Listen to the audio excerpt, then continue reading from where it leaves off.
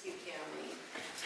And I appreciate everyone coming. I know how hard it is to go to one more meeting, but I assure you, you're going to be thrilled when you hear what we are contemplating and what we want to accomplish today.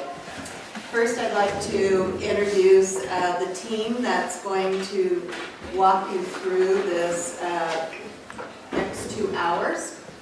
And Marie Jose, she is our development director, and she actually is an interim director when I'm not here. And then we have Paula, who is our special projects manager, and she will be overseeing this next couple of hours. We have the community services director, which is Heather. And this new program is going to be right in her department. And then we have Nicole, and she is our marketing and data specialist. So you've got a great team of people here that are going to take you on a whirlwind for the next 2 hours. We have wonderful food, by the way, so please feel free to go enjoy. We have 4 bathrooms, 2 on this end and 2 on that end. Feel free to use them when you need them. Welcome. Thank you very much. Okay, my name is Paula Reynolds. I know most of you, probably not all of you, but almost all of you, which is really encouraging. I just want to give you an overview of what we're here to do today, just to make sure we're all on the same page. And as Bonnie mentioned, it's a bit of a journey, but we're here to basically work on a couple of very, very specific items. So we'll just kind of briefly go over what we're trying to achieve today and what our goals are. Yes, Nicole's going to go ahead and pass out an agenda to everybody so you have an idea of what we're going to cover. One of the focuses that we have today, you can see behind me this really, really awesome map. And this is a draft. This is the beginning of a bigger project that we are working on where we're looking at mapping assets. Where are the people, the organizations, the entities in every community in Siskiyou County who are working to resolve our problems with food insecurity? So you can see here, and we'll get into this a little more in depth later, but you can see this wonderful sort of route that the Great Northern trucks take to deliver food to the 24 pantries that we have throughout Siskiyou County. So we'll talk a little bit about what the different legends are and what's happening here, but this is Great Northern's reach, which is really amazing because we already are tapped into these communities, so we just need to really expand on what we're doing and fill in the gaps where we're missing services and look for ways that we can really boost our food systems here in Siskiyou County in other ways besides the pantries. So we're going to talk about all the possible things that we can do to resolve our status as having the highest food insecurity rate on the West Coast. We'd really like to change that. We attended in September. Some of you were, how many of you were at the Food for Thought gathering in September? Okay, so we just have a few people. Food for Thought was put on by the Food Institute of Community Building. It's an organization obviously is helping with community engagement, helping people in the same room. It was basically a think tank to talk about ways we can resolve our problems with food insecurity. So the initial goal was to go through and look at some of the goals that we have as a community to address this problem. We listed some obstacles to those goals being achieved. And then we started to list some actions of possible things that we could do to achieve those goals. What was interesting at the end of it all is we have a lot of gaps in the action. We have a lot of gaps to fill in. So we're here today to fill in those gaps. Everybody in this room has some knowledge or some ideas of things that we can do to reduce hunger in Siskiyou County. We do want to, hunger is important for everybody. It definitely impacts our children, I would say, more deeply than healthy adults. Also our elders and our seniors. We do want to spend some time on child nutrition because it's related to some other projects and programs that we are involved in right now. So we will talk a little more heavily about child nutrition at certain points, but it's not to the exclusion of any other group. We know that people with disabilities struggle with hunger. We all do. Any person can struggle. But we will spend some time talking about our children and what we can do to sort of focus on the needs that they have. Some of you took a survey that we sent out It was designed to, and you guys have the results at your tables, and it was very enlightening, and it's just a start. This is just the beginning. We just put this out as we put out the invitation for this meeting. But the survey is designed really to find out where the assets are, where the major problems are, and how we can all communicate in the best way possible to make a difference. And we really want to communicate not by having to meet physically all the time, because that's such an obstacle, as you guys know. And thank you really for coming, because I know we're coming up on Thanksgiving and it's hard to find time to come here. We want to find platforms that work for everybody, that you don't necessarily have to physically come to a meeting. You can work online through emails, forums, video, chat. We want to make it easy to participate, and that's part of the work we're going to do today, is to talk about what you see working in your communities or within your organizations, how you can work virtually, and how you can participate the best way you can. So we'll get into that a little bit later, but that's one of our objectives that we want to look at. And in doing that, we're going to hopefully identify additional food resources, people that are making a difference. Just in random conversations and random posts on Facebook, I found out there were people in the cloud doing pop-up restaurants. I found out that there's people doing reverse food trucks that go and pick up food. Just amazing concepts that I had never thought of. Some of these things I had never thought of. And so this room is really a think tank of ideas that we've never thought of, or that we could be doing and we just haven't done.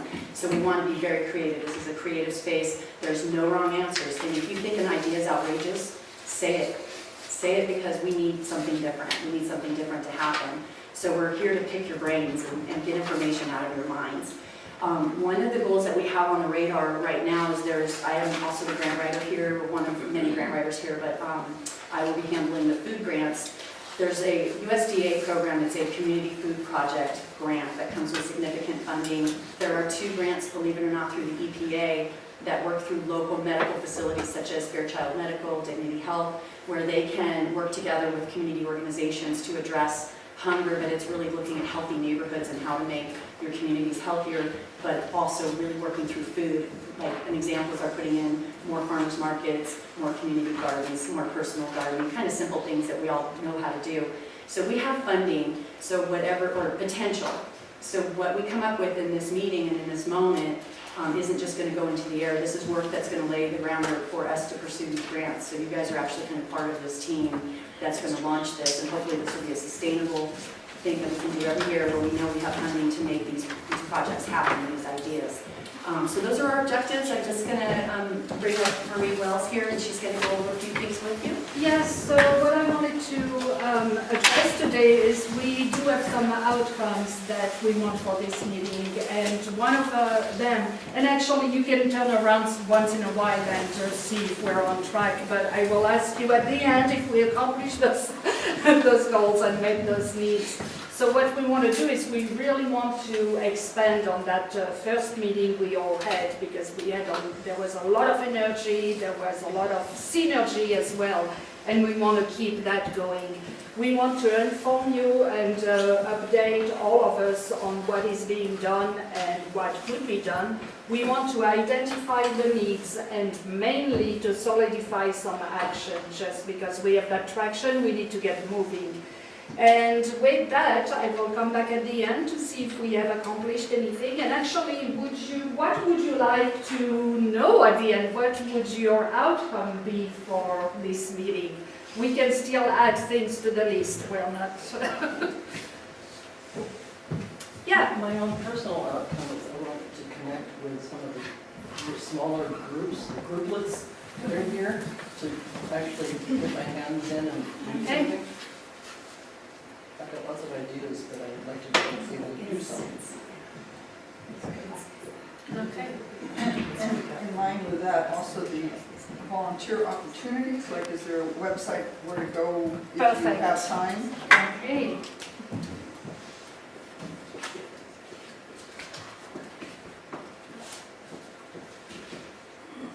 One thing to mention just real quick, I don't mean to interrupt, but as you present ideas, we're not going to go around and do like a formal introductions of everybody, but if you can say who you are and who you're representing as you offer your ideas, that would be helpful.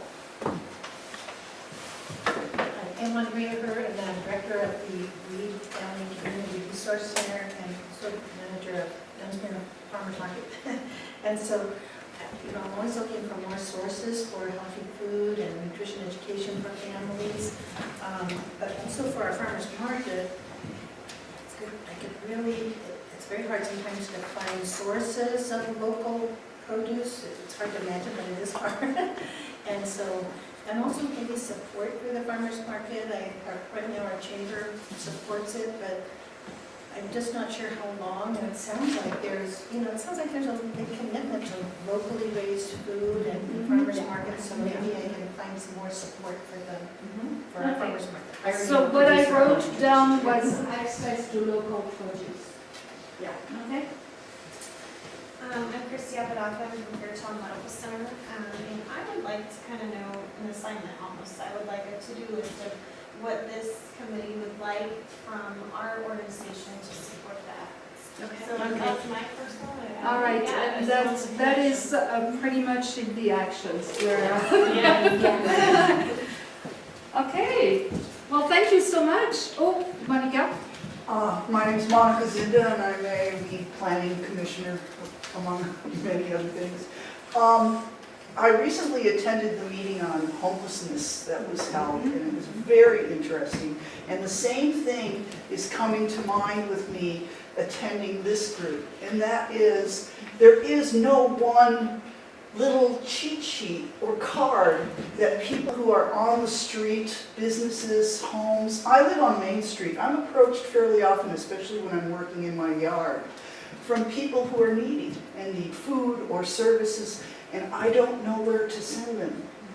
And it would be great if we could have a cheat sheet, a little card with just a handful of services that we could hand out to people who are in need. This could be people off the freeway or people in the community who ask for help. I think that would be really helpful to create something like that to pass around, that people can keep and pass around. So I wrote down info hub. Yes. That's about it. We're going to get more detailed a little later, and that's awesome because that will go into our actions work that we'll do. So we'll make sure to get that in there. Absolutely. I like that a lot. I'm Kelly Crandall, Executive Chef and owner of Headwaters Catering. We deliver meals to homebound elders for free, minimizing our overage.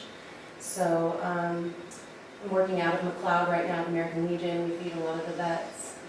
Trying to extend my arm that I can with nutrition, and really see some change in the need here for healthy organic food.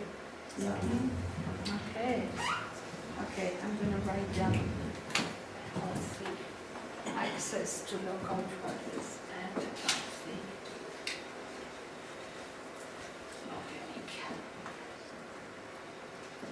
organic. Okay, well, that's a lot. I want to not add a thing up there. I'm Kate O'Shea, I'm Director of Social Services for the county. I'd encourage you to talk to the Siskiyou Homeless Coalition, as she mentioned, because there is, the same topic has come up there. There is a resource guide that is countywide, and there was a discussion at the last meeting about breaking that out by region, so that there's one that could be handed out in Weed, and one that could be handed out in Tule Lake. And so just coordinate so that we aren't duplicating efforts. Exactly. Okay, so now that we pretty much know what we all need out of that meeting, I am going to let Heather take us through the rest of it, and I will talk to you at the end of the meeting. I'm going to walk over here. I'm going to go over the agenda first, which you all have in front of you. I'm going to do a quick overview. So, we already did the introductions, and we're doing the overview now, so there's no surprises during the meeting. The first thing we're going to do after I do my spiel is we're going to work on some asset mapping. And that is something that we're working on. It's a draft, and we're going to be able to add to it, hopefully. We're going to do some information sharing, which we've already started, but we're going to continue with. We're going to, and this is also the information sharing and the possible actions is coming out of our food for thought that we did with the Ford family. It started there, and we're just doing a continuation and expanding of that process. We're going to come up with some possible actions that we can take to help with our needs. And then Marie's going to take over and do the wrap-up at the end and see if we met our outcomes and cover any questions or concerns that may come up then.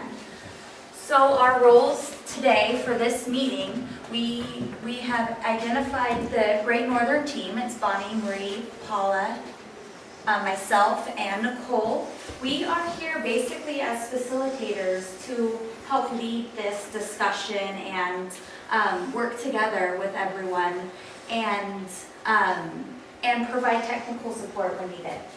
And that's what our role is. And then obviously you guys, we're gonna all work together to create a knowledge base. We're going to network. We're going to come up with actions and solutions to our concerns and needs. And then we have rules for this meeting. So the rules are, everyone participates, no one dominates. These rules are going to be constant through all of our meetings. This basically means we want everyone to participate. Don't steal the floor and talk forever, you know. Take your time, let everyone have a chance. One at a time, we don't want to talk over each other. Hold space for new ideas. Like Paula said, no idea is too crazy. We want to hear everything, every idea that everyone has. There's no bad ideas. If you need a break, call a timeout. If you don't understand something, you can just time out. Can you explain? That's basically what that is. If you need more explanation or if you have a concern, you can call a timeout and we'll stop, take a step back and go over whatever is bothering you. This is one of my favorite. Hard on issues, soft on people. We want to be hard on issues and respect what everyone else has to say and what everyone has to bring to this meeting. And we have here grab food at any time. If you need to leave, grab something. If you need to use the restroom, like Bonnie said, there's some on both ends of the room. We have 4. But before we really get into everything, we're going to take a quick 5-minute break or so. If you need to grab something to drink, there's wonderful juice in here, water, cookies, muffins, soup. So go ahead and grab something, and once we get all settled, like I said, quick 5-10 minutes, we'll really get started into the meat of this. Thank you, Heather. Just to mention, the soups are from 2 different cafes. One is from Nature's Kitchen in Wairika, and one's from Berryville Grocery in Mount Shasta. There's some really incredible pumpkin spice muffins, and they're pretty heavy duty, so don't be afraid to cut one in half. But please help yourself if you have got some soup or something to eat, or if you guys just need to move around, get something to drink. Food and a snack, stretch out, use the restroom. Okay. Again, this is really open. Don't be shy to go and get seconds or use the restroom if you need to. Get up and stand up if you need to. What we're going to do next is we want to talk a little bit about how we can identify the assets, what's really happening in communities that's good, the programs that are already happening. What's going to go hand in hand with this eventually is we will start also identifying needs. And hopefully the people in the organizations that are making the assets happen, the positive things that are happening to address food insecurity, we'll be able to tap into those people to create hopefully smaller work groups that can focus on specific actions that we can take in each community to meet the needs that are there. So we need to get data. We're very focused on data here at Great Northern Services. It's a big commitment we have to the community to collect and share as much data as we can get so that we can drive our decisions on real information and not just from the heart, which is a big reason we're all here, but we need information. So we just recently started mapping some of our assets using a Google map, and Nicole is going to, she really did a wonderful job with this. It's been quite the experience to really see what's happening. So we are mapping things in layers, and what that means is we're looking at different things that are being done in communities and how those things can interrelate and where they're physically happening. So we just wanted to demonstrate this because I think it'll help everybody wrap their heads around the work that we're trying to do today. So we're starting here with our school pantry. So I don't know if you guys, I know way in the back it might be a little tough, but these little blue circles here are the, how many pantries is that? 5 pantries that we have in elementary schools throughout Siskiyou County. There's 4 with 1. 4 with 1 county. Right. So those are, this is an excellent start, and one of the goals that Great Northern has is to have a pantry in every school of every type in Siskiyou County. So that's a long-term, short-term actually goal that we have. So that's our school pantries. We're going to bring in another layer here. Nicole's going to choose food pantries and banks. Oh, look, there's more stuff happening. Okay, so we can see our little green circles here, and you can see where the food pantries and the banks are located. They have a little bottle of milk and a little thing, so you can kind of see by the icon what's happening there. What's great about this map is it's interactive, it's shared, it's online. So anyone in this group, anyone you know that might need access to this information, this is community information. This belongs to the community. We're generating it, we're helping it to be put together. Part of what we want to ask the group to do today is to help us to add to this with assets that you know about, and we're going to talk about that a little bit later when we get into the work part of this. So we're going to bring up another layer. I'll let Nicole pick. Oh, look, there's our purple. So you can see our little cars driving around and delivering to our elders and our homebound people. So now the services are looking a little more promising. We've got a little more going on. That's exciting. Let's pick up other services and organizations. And this information was gleaned from people who signed up to attend this meeting today. So these are other groups that are, besides Great Northern Services, that are operating to try to work on resolving food insecurity. So you can see these. You get a blue star if you're participating. So we've got these mapped out. And if you want to get the details on this, again, we can share, the specifics and what everybody is. But we just want to look at the visual. It's very powerful to see what's really happening in Siskiyou County. And I believe our last layer is, what do we have here? The truck routes. Okay. What we're going to demonstrate now, I see what you're doing, okay. Great Northern Services delivers USDA commodities and fresh produce to 24 pantries throughout Siskiyou County. It was pointed out by somebody recently that because our physical location is here in Lee, that there's a perception that we only operate, in South County. This is obviously not South County. You can see where our trucks are physically going to. What's amazing about this is the trucks can deliver more than food. They can deliver information. They can deliver those cheat sheets. They can deliver pamphlets about nutrition. They can deliver recipes for the fresh produce that we put in those bags. So the trucks are our conduit. They are our connection in every community in Siskiyou County. And it's a way that we can communicate with even the most remote communities because we have those relationships in those communities. So part of the work that we're going to do today as we talk about our actions is if you guys know of an asset, something that's happening in a community that's not mapped out here already, we want to hear about it. It doesn't have to happen in this meeting because we will have follow-up emails. So hopefully all of you have signed up for the email list.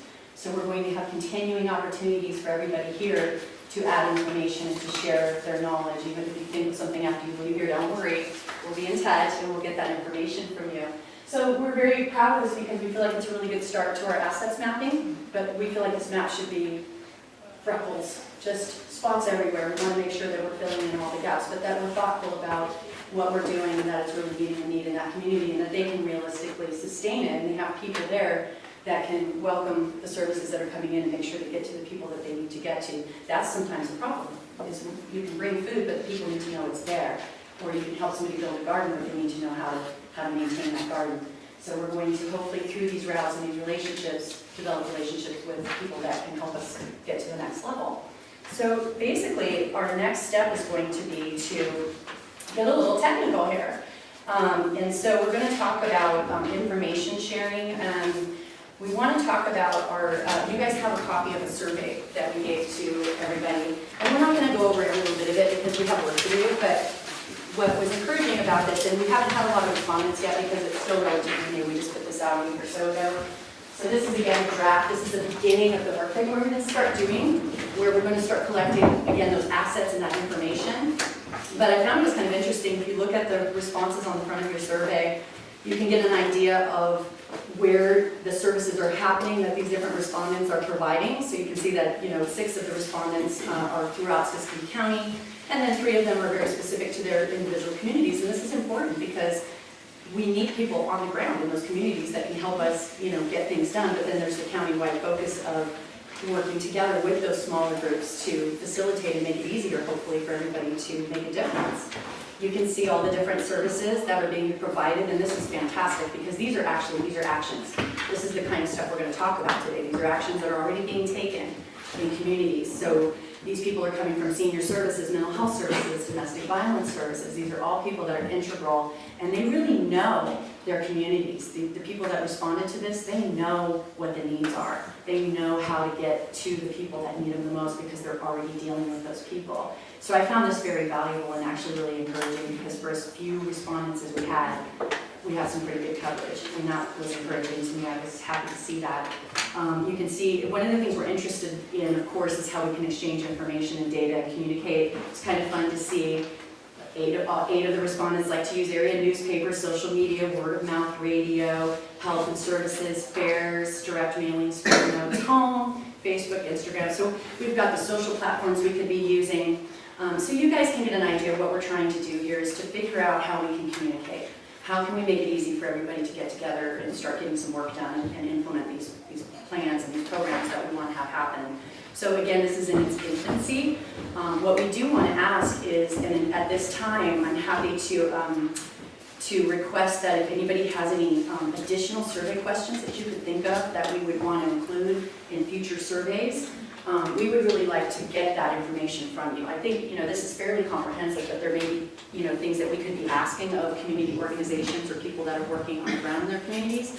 What do you need to know? What kind of information do you need to have to be impactful in what you're doing? So again, a lot of these things may occur to you later after this meeting. I always go home and go, I should have said, blah. So if that happens, again, we'll be in contact, we'll be emailing each other, we'll have an ability to say that, what your suggestions are. Does anybody right now in the room have an idea for a survey question that you feel like is not represented?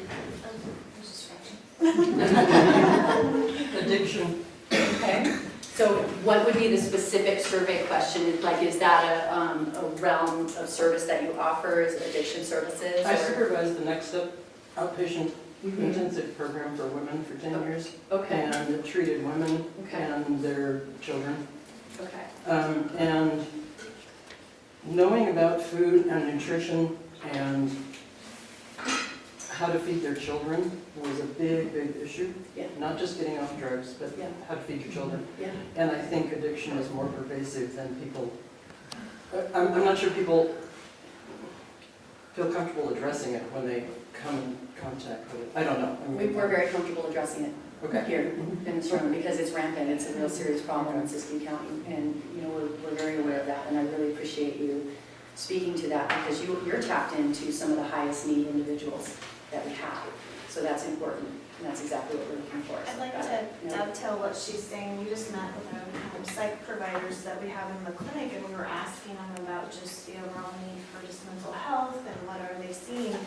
And one of the things that came up with both of them is generational issues. That it's a generational drug problem, and you find generation after generation. The users starting at the age of 5. And so a lot of these issues that kind of tie in with nutrition or just healthy living is generational. So, Okay. I think that was one of the things that I gained from them is that sometimes it's an issue of just getting them out of that cycle, that generational cycle. Okay. Does anybody else have any survey questions, things that you would like to see Great Northern asking people about food insecurity? Well, yeah, we might kind of get to it, but I'm also curious, what can people give?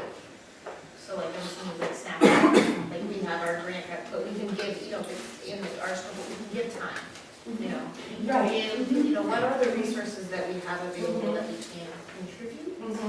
I know that we asked a little bit about how I sorry. feel like you kind of asked that, but I wasn't seeing where that was really represented. And that might be too much, and we might get into that in some of the action I items. think it's important, so Yeah. how an individual or a group or a service can contribute to. Yeah, because each of us have different resources, different grants, different levels of like some access to volunteers. Yes. It'd be great if someone could put in funding, Where can we get funding? But with all, again, if we pull together, all of us bring our unique resources together. Well, and actually, like I said, there's no bad ideas, and that actually is, there's nothing wrong with addressing funding sources, because, people may know funding sources that we don't know about. And I think that is important, because we do have a database of potential grants and so forth, that's what we do, but there may be other grants we're missing, there may be other sources of funding that we're not aware of. So that's huge, actually, and very important. Okay, are there any other survey ideas? Can I just make a quick comment? You're right, not every survey answer is on here, but in transparency and data sharing, one of the things that we'll do after this meeting is to make sure all the data is available to everyone through that email list. So if you are not seeing some of the questions that you answered and you were wanted the answers to those, that will be available. No, you're not. No. Well, I don't know. Same place here. Yeah. It is the same place. Okay, Linda? So, in the season when people are growing, and there's a tremendous amount of gardeners that grow produce, and a lot of times you have more produce than you can possibly eat, but it's hard to figure out. I mean, I heard a story about this magnificent gardener that grew so much that if he found somebody with a car window open, he would put his produce there, and that kind of thing. So I don't think that's a great idea. But nevertheless, I think there's a lot of that out there where you have too much, and not just zucchini, hopefully, but that we could, if there was a drop spot, or at the farmer's market, if there's bruised and damaged produce that maybe somebody doesn't want for their, to sell, could they have a drop box where you could grab the bruised tomatoes or the squishy this or whatever? I don't know. Okay, so what we would ask in the survey is, are you a producer that could provide excess produce as a resource? Okay, that's excellent, because that is a big piece of the long-term planning, is to talk about ways that we can tap into the local farms and what, their excess. There's a lot that gets left on the ground. I will say there's 10 fruit trees in my neighborhood that we raid every year and give to food banks. So there's a lot of excess, and that one we're definitely going to talk about that because it's a big piece of it. So thank you. That was a very good suggestion. So, along that line, and it isn't a question, and I don't know, so I'm asking the question, if anybody knows. In many states, there are societies or nonprofits that do what we call gleaning. Yes. And they go out and they can pick those, because someone may have that tree. I'm a but they may gleaner. not be able to. Right. I'm a gleaner. You are. You are in Siskiyou? I work with Siskiyou One for One down in Dunsmuir, and they're awesome because they will actually come up and help me pick. So, Yeah. And so we want to, that's going to be one of our holistic, we hope to put our work groups on that because there are people that are passionate about gleaning. They love to do it. And you get them in the same room, they have a great time. They just love to do it. So maybe the question that goes to, do you have those resources? Do you need help, picking them or accessing them or getting them transported? So There's a huge need for gleaners in McLeod with the hundreds of apple trees there. And they just rot in the streets every year. Okay. That's excellent. Thank you. And that is a survey question. Yeah, very good. Because we want to get as much information as we can from the community. And there's, any bit that we can get is going to be helpful. Any other? This is really great. This is amazing. It's really great concepts. Apologize, I didn't do the survey, I saw it's and then I didn't quite see where I was to do it. That's okay. Well, we can So do it later. I don't know if you have this question, but it's kind of along with Michelle's, if there's help with writing grants, that would be wonderful, because I know that there's some grants out there sometimes for farmers markets, and I don't always have the time to read them. And we can help you. You can come and talk to me. Wonderful. Yeah, but it is a good question to say, and maybe not just specific to grants, but do you as an organization have resources that could help others to get funding? Do you have knowledge? Do you have something that you can bring to the table to help us be more successful? And so many are looking for structure that collaborate on be a partner. Yeah. Yep, very good. Thank you, Andrea. Anybody else? Everybody's good? Okay, well that was our first hard thing that we have to do. It's not really hard, it's just good. We're sharing ideas. We're very focused on a low-tech / high-tech approach to food insecurity because not everybody's online. We have some communities that are off the grid. We have people that we need to really get some face time in order to even be able to help them. But on the flip side of it, this group and the people that are really diligently working on food insecurity need a way to communicate. So we're really working a lot with cloud documents and online forums and ways that we'll be able to communicate. So what we did was when we came away from the Food for Thought gathering, which was a think tank of sorts, we worked on, basically it was a work group that identified goals that we have for solving food insecurity. We matched those with potential obstacles, and we matched those with potential actions that we could be taking. This is where we get to dream big. So right now, what we're going to do is Nicole's going to pull up a Google sheet. It's just a spreadsheet. If you haven't worked in a spreadsheet before, probably most of you have at least seen one, but if you haven't, it's not rocket science, and we'll kind of, I think you'll be able to understand the thought process as we go through it. And essentially all we're going to be doing is, if you look at this, I'll just kind of show you what we're after. So we have some different tabs down here because the Food for Thought work group, we were focusing on different topics in that meeting. And so one of those topics was collaboration. How can we collaborate better? You guys are here, you're the answer, this is how. But also, we really want to talk about how we can avoid having to physically be in meetings all the time, and how we can really quickly get things done and not have to wait until another meeting for something to happen. So we're going to go over that, and we don't need to switch the tabs right now, but I'll just go over them. Education, nutrition education. This is SNAP Ed, this is cooking classes, working with the kids in schools, gardening in schools, anything that has to do with education for adults, kids, elders, however we can educate people. The people that are struggling with addiction, how can we educate those people? So we talked about those goals, obstacles, and actions with respect to education. Food distribution, food industry. These are people who are food producers. That can be farmers, that can be caterers, that can be restaurants, people who prepare food, anybody who's basically putting food out there for the community. So that's what we're considering food industry. And then our very last, and Wayne's favorite, is going to be gardens. I'm a gardener, I won't lie, so I'm definitely passionate about getting my neighbors, they all have excellent gardens, because that's just how it goes in my neighborhood. So I'm a big fan of community and neighborhood gardening and school gardens. I mean, I'm a fan of all of this, but that's one of the topics that gardeners are fun because they get going and they have a good time talking about it. So that was fun at that meeting. So what we did is we'll just start with our collaboration tab here. You can see we have column A here. Talks about our goals, and we're going to go through these individually now at this second, but we have some goals that we listed, and this will continue on down, and Cole's going to help us see that. And you can see how those goals work their way over, and they will have some associated obstacles that were identified by that work group. These are people who said, this is something that could be a hurdle.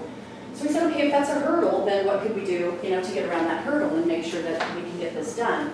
So we have over here, on this example, an action to develop and administer an email group. So that's a potential action.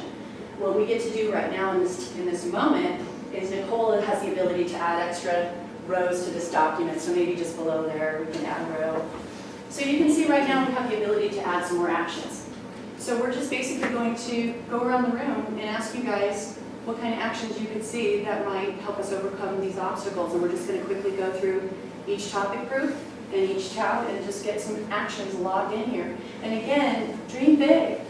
Think about bigger programs that you may have seen in other cities or other towns that you thought were effective, something that's been on your mind you've been thinking about. Don't be shy about anything.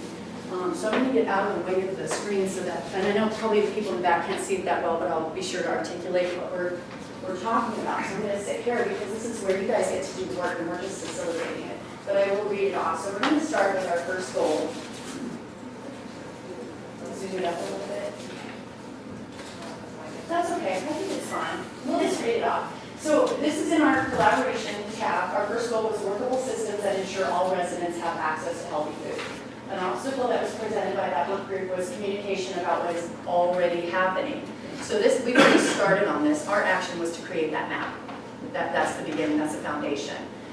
So the map actually should be in there. Let's add that. There we go. One of the other potential actions was to develop and administer an email group, and we've also done that. And you guys have all signed up on that. So you are a part of that action right now in this moment, sitting in this room, because you were part of the sign up to come to this meeting and to get emails following up. So as far as, and this is a very broad goal, and the trick is that this was put together by a group of people from all walks of life, and I put this together and did not change anything. So this is generated by various people. So some of the, topics might seem a little nebulous or maybe not relevant, and that's okay, but I think most of them were pretty pertinent. This one is a bit broad. It's like, well, workable system, what does that mean? One of my potential actions that I feel like I would like to add to that is definitely online forums where people can communicate, not just through email, but where we can have conversations. I feel like that's very important, is those dialogues and real-time conversations. So I feel like an online forum would be a good potential action. That's it. Right. Here we go. Okay, so as we go around, is there anybody that can think of another action that could be taken? And this is really, I see this as kind of an inclusiveness question to ensure that all residents have access, that we're not just focusing on one sector or another. This does have to do with collaboration and communication, so we want to keep our responses within that framework. So is there anybody that has any ideas of how we can collaborate and communicate better? Barry? I was thinking about like food waste, but I don't know if that goes under the collaboration tab. I think that's going to probably, actually, I would say that developing a work group that is devoted to that would be an action. Yeah. So food waste.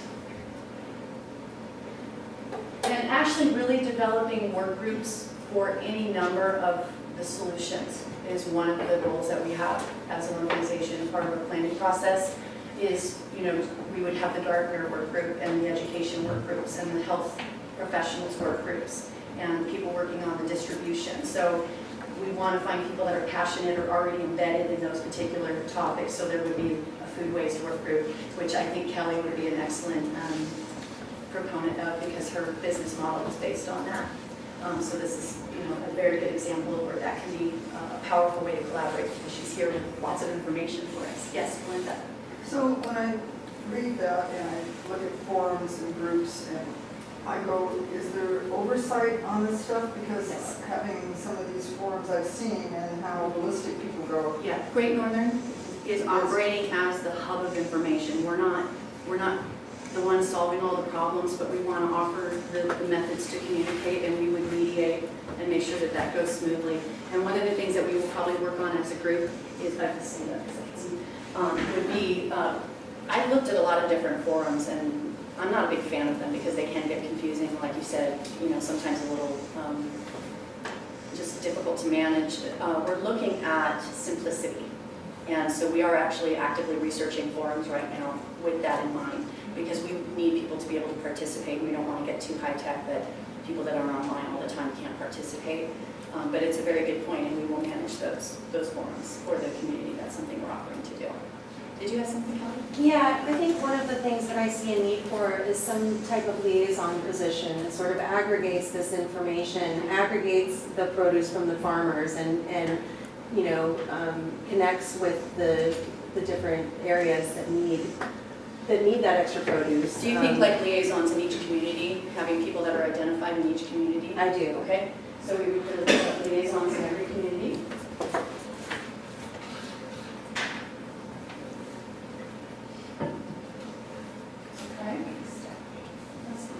Okay, any other possible actions, Monica?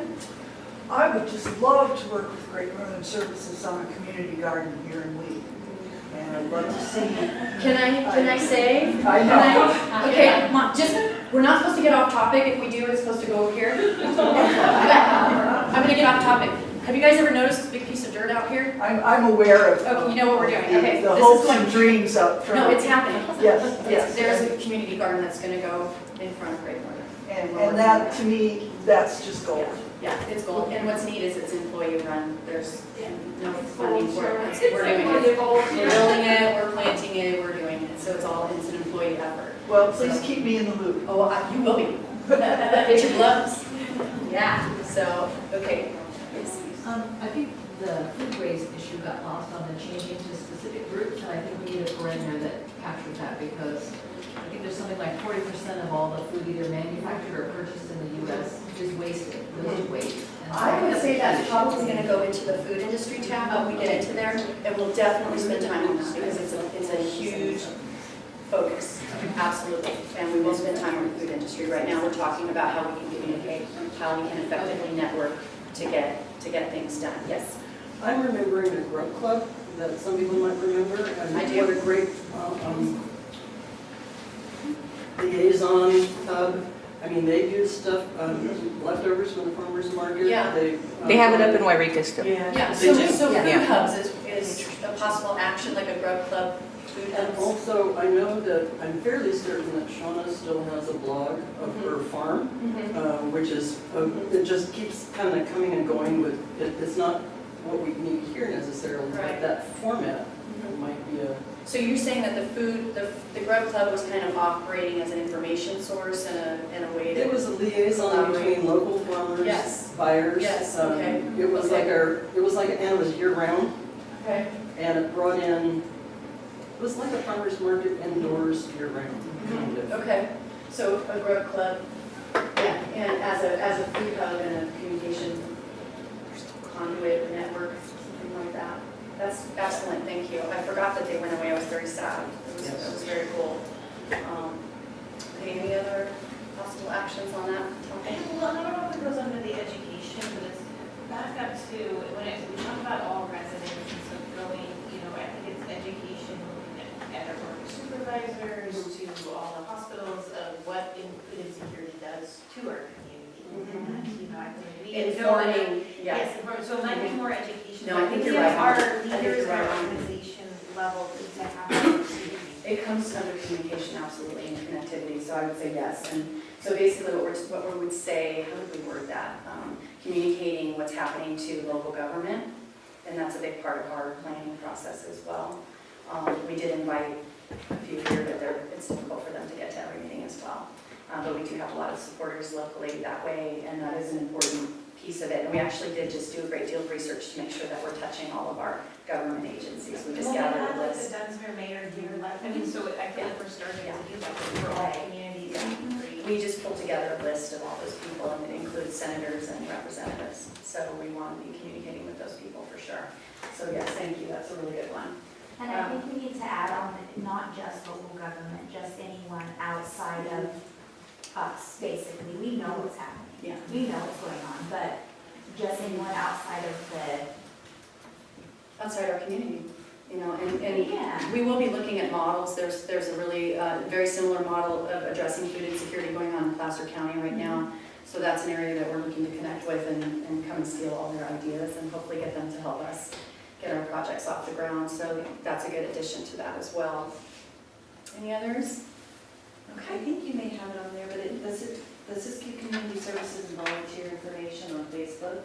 That's a great way. I know somebody said, how do we know where to volunteer? That's very good, social When media. needed. And I don't know if we touched on that already. It's up there in a different category.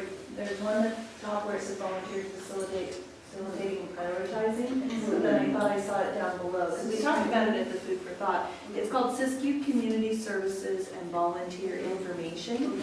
And so hopefully it will be used by us, by a lot more people. If you need some cleaners, if you need, there's a project, now you've got, something's proliferating, let's go get it and then distribute it. And so this would be a great way to get information out there Yeah. of what's going on and when you need those community volunteers. Absolutely. To bring them to the Absolutely. table, because there's lots of people who want to volunteer, they just don't know how to access what is happening and how to help us, so. Yeah, and there is a website called Volunteer Matters that we're checking into as well, which has an additional layer.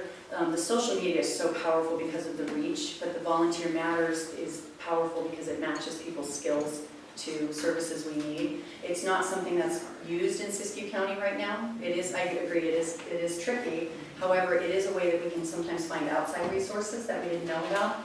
Outside agencies that may be able to help us implement some of the things that we're doing here. So it's not necessarily going to touch our, AARP volunteers or Rotary people or what have you, but it will help us touch some people and get a little more organized, and people that are serious about volunteering really want to get involved, or their club or their group. It's a way that they can join and we know what they do. So we need this or that, we can go in there and see what they can offer. So it's not to the exclusion of the social media, would be just another facet that helps us get a little more organized. And we could actually use social media to we could farm those sites and, find those people that way and gather that information. So it's not going to be the only tool, but it's a way to get organized with who can do what which is kind of hard to tell through social media sometimes. You have to go in and see their profile and check them all out to see what's going on. Okay, so we had a lot to cover, so we may have to kind of keep things moving, but the next topic down, and we just really got a lot done, that's amazing, is a collaborative network that needs to share information and address local needs. Well, we're here, this is you guys, so we invented you at the last meeting. So the obstacle that was presented at the meeting was no periodic meetings with all stakeholders. Well, we know that the CNAC is meeting already. They're identifying and addressing issues and sharing information. Our schools have definitely services and volunteers and ways that they can get involved. Hospitals and clinics are involved already very deeply in this issue. Our resource centers, our grocery stores, some of our grocery stores are really great. Some of them are still throwing away their overage, so we'd really like to get a little bit better about communicating with them. So that's a definite action that we can take and we will be taking. We can go down a little more here. Okay. SNAP education, that's, people that are helping communities understand how to apply for SNAP benefits and really taking down the barriers. There's a lot of, some people, it's a pride issue, and so there's a lot of education that has to happen for people to understand that this is an important resource that's available to them. We have the AARP folks, they spoke up at the meeting and said, we're here and nobody ever calls us, so we'll be calling you. The Siskiyou Community Volunteer Site, as you mentioned, so that was from that meeting. So if you guys can think of any other ways that we can collaborate or any other entities that you know of that might be included in this network that you don't feel is included right now, we would ask for your input on that. So, Andrea? One thing that happens is, and maybe this is the next one about serving the needy, the Siskiyou Food Assistants can serve, they do a great job, but they have a limit on how many times people can come in generally. And some of the disabled people just have so little money left over after they pay rent at some of our places in week that they really can't manage. And so we've got a few bags, thanks of emergency food, thanks to Heather, but sometimes I have called Denise and say, this person's used his 8 visits, but can he possibly come in? And what she worked out is maybe once a month he could come in. But again, it's kind of piecing together what's there. It's identifying additional locations where we can have pantries. Yeah. Or, the reason we have to limit it like that is because of our funding, and so, we have a fundraiser for them, and if people supported those sort of things more, then we could give more out, Right. And then more collaboration with others. Well, the idea behind the grants, we have some grants that we're hoping to be able to successfully be awarded that are for community food projects. So part of that would be hopefully to increase the supply, and we're really focused on fresh food, local food, hopefully buying it from our local farmers so that we can create a better market for them. And that will stimulate the economy, hopefully add jobs. It's a very holistic approach to it. So identifying additional locations where we could put pantries is something Great Northern is always doing, but it should be a big piece of this plan, so we would definitely want to include that.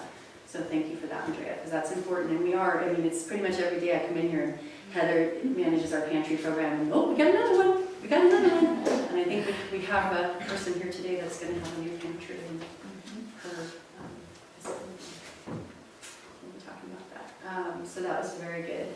Anyone else? Wayne? Is anybody here from the Community Resource Center, Mount Shasta? Okay. Right. Because they are a resource for a pantry. Because for example, I had excess squash last year. I brought them in, and they were distributed to people that came in. So I didn't know, so I had to ask the question, because that to me is a very good place. Yeah. So connecting resource centers to local gardeners and farmers directly would be excellent. If we can get that in there. Collaboration? I say collaboration because we're really going to communicate, and then we'll talk about physically how we get the food to those places. But I think that is definitely a collaborative, a collaboration item, because we need to open up that communication. We need to start that a way for the pantries or the potential pantry resources to communicate and find out where the farms are, where are the gardeners, how can we communicate with those people. So I think that would come under kind of both of those topics, I would say. Somebody else had a... Yes, the WIC program? As far as, yeah. As a resource. Yes. I'm sorry, we missed that. That was shameful. That was at that work group, helping those people. Get it, thank you, that's very important. Women, infants, and children, that's a very important program, so anybody may not be familiar with that. It's an awesome nutrition program for mothers to make sure that they're getting what they need so that their babies can be healthy as well.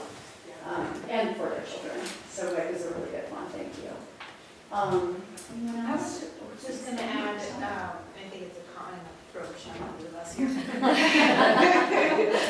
Got the same names, we can do that, but also, not always just looking at adding more food pantries, is that we do have a lot of locations, but how do we maybe extend with the groups? I'm just going back to like Michelle will be like, she has someone that comes in on a Friday afternoon and she goes to the cupboard and the cupboard is there and there's nowhere to go.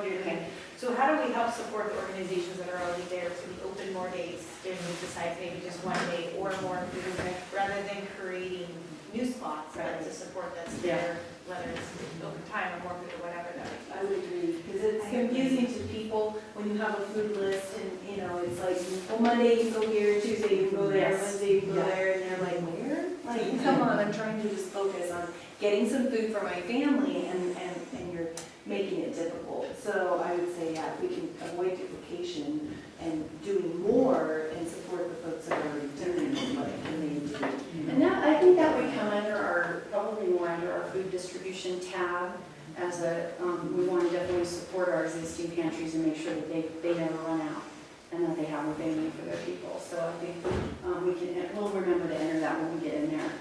Remind us when we get to that tab, but that's important, absolutely. And you know, I just want to speak to that in the sense that I definitely agree with that. I do also feel like there are some services where people just, that's where they're going already for certain things, and so it would just be nice for that to be there, you know. So I don't think they're mutually exclusive, but I do agree we don't want to dilute things and confuse people. So that's going to be something to carefully consider as we move forward. Yeah, I think that's Yeah, absolutely. And that's what's interesting about this project, is that we really have to speak to every community because everyone has a different method of communication. An example I've been giving over the last few days, because I've loved it, it's hilarious, is I was involved in a community project and we needed to reach people along the river, along the Salmon River. And we had to send flyers on the truck that takes the mail out there because that's the only way. And I was trying to connect with people in Happy Camp, and they wouldn't return my calls until I went and had dinner at a community event because they need to see the whites of your eyes, or they're not going to talk to you. So this county is very unique, and we have unique communities, and that's what's so cool about it, that it can be a challenge. What's awesome is that Great Northern is already in those communities, and so we already have those connections and relationships in those communities, but we want to strengthen them and build on them, and that's what this piece of it is all about. So very good points on all of that. Wayne? One more possible site for food distribution, which hasn't been mentioned, is our schools. Friday afternoons, for example, having a small basket people could take home. So I know the principals won't like this idea, but food, the kids are a good way of taking some food home. Absolutely, and we do, Great Northern does participate in backpack programs, and there are pantries in several of the schools already, and our goal is to have pantries in all of the schools, but I like your thought of where they can actually take a little home with them. The idea with the backpack program is it is supposed to be for the child, but I'm sure there's some parents that will glean those backpacks, but being able to, actually take some home or have parents be able to come in and pick up would be a potential. I think that would come under food distribution probably, so we'll be sure to enter that in that tab when we get there, so we'll remember to, I don't want to flip around too much because I get confused. Okay. Are we still on the networking collaboration? Okay, so one of the things as a company, we've been doing these community pop-up dinners. We love that the community members are able to come in, rub elbows, sit down with your neighbor and have a meal at a price point that everybody can afford. We're actually having our first Dunsmuir pop-up tomorrow at the community center, and then that will be every first and third Friday. And then we're doing Mount Shasta at City Park, also another community dinner. As a company, what we would like knowledge and resources and help in is how we can be sort of a food pantry as well, so that people can actually come in and get a hot meal lovingly prepared for them. We really have a mission of wanting to nourish people. And so having hot food and a resource available, like these community dinners, like how can we outreach to people that are utilizing these pantries and get them to come in? So how would you and- be able to connect with the people in need, to connect your business to the people in need? Right. So providers, how to connect food providers to pantries. So we Right. talked a little bit about the gardeners, but also the food producers as well. That's right. So absolutely, I would label that as connecting food producers to food distributors, food distribution programs. Excellent. Okay. Anyone else? Yes. This is a question, and it follows up on what you just said, is that I'm not aware of places people can go to get prepared meals. I mean, is there a list? Can we get a list? I mean, I know there's bits and pieces in churches and I'm so so forth. glad you brought that up. But, I mean, I I'm want so more. glad you brought that up, because I get excited about our community garden. I'm also excited about another project we're working on. There's a pilot program that we intend to participate in, and it's a community services website that covers all of Siskiyou County. And hopefully every entity that's represented in here will be represented on that website. So ideally, anyone that's looking for a hot meal, that's looking for a pantry, that's looking for health services, addiction services, with, I'm pregnant, what do I do? I'm out of food, what do I do? I need, any kind of resource. I'm interested in the local farms. I want to know where to go get local produce, where are the farmers markets, what's happening. If you go to our county page on the State of California website, there's 3 resources on there that are nothing. It's just not even helpful. So I'm hoping actually to communicate with the state and see if we can improve that. But for our part, we're creating a website that's going to offer any potential service that somebody might need that's new to town or is struggling or just needs knowledge of resources in Siskiyou County. So one of the things we'll be doing is as we develop that, we'll be emailing all of you and asking you to make sure that we get all the information. We will be linking back directly to your organization's website. So it's a partnership, it's a networking, but it's a way for us to come together in a public format so that people can see what we have to offer.